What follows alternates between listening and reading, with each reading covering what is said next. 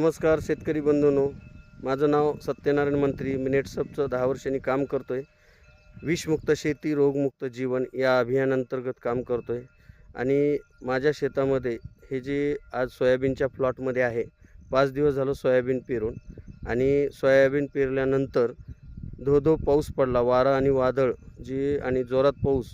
तर लोकांचं म्हणणं होतं की सोयाबीनला आता पेरलं तुम्ही आणि पाऊस संध्याकाळी पडला, हे आदळून पाऊस पडल्यामुळं जर्मिनेशन होत नाही किंवा सोयाबीन उगवत नाही, डबल पेरावं लागतं.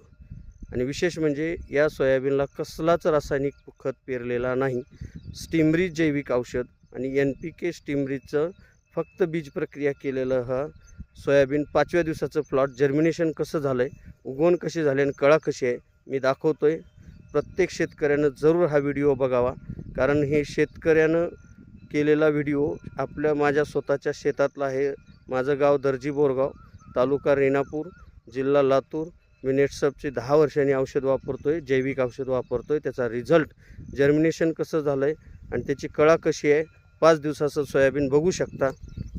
मी जी आहे ती रिअल परिस्थिती दाखवतो आहे. मला काही खोटं दाखवायचं नाही आणि खोटं बोलायचं पण नाही. बघू शकता उगवण कशी झालेली आहे, जर्मिनेशन किती जबरदस्त झालेलं आहे आणि जशी पेर केली आहे तसं उगवलं आहे. हा आहे नेटसपच्या जैविक औषधाचा जबरदस्त रिझल्ट. हे बघू शकता प्रत्येक काकरीमध्ये, प्रत्येक सरीमध्ये काकरीमध्ये मी दाखवतो आहे. पेरलेलं सोयाबीन एवढा पाऊस जोरात पडूनसुद्धा, कसलाच रासायनिक खत नसतानासुद्धा उगवण किती जबरदस्त झाले आणि त्याची कळा कशी आहे. 3 ते 4 पानावर सोयाबीन आहे, बघू शकता. हा आहे नेटसपच्या जैविक औषधाचा जबरदस्त रिझल्ट.